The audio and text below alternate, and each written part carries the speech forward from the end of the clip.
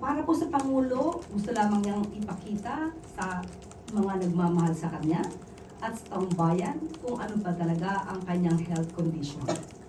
Ito po ay para maisantabi ang mga kasinungalingan na ngayon ay nagsisirculate laban sa kanya. Ang pagtakbo ay hindi masama. Mas maganda po na tumakbo ng ilang metro kesa tumakbo sa kamay ng batas.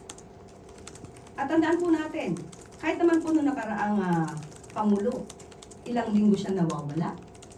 Pero anong sinabi ng kanyang mga alipores at alagaan? Ito po, nandyan po si dating presidential spokesperson Ernesto Abella.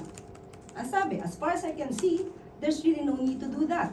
Release Duterte's health records.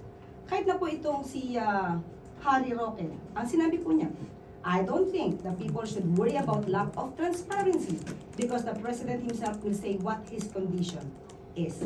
So, nakita na po natin kung anong kondisyon ng Pangulo. Kayo po mismo ang saksi.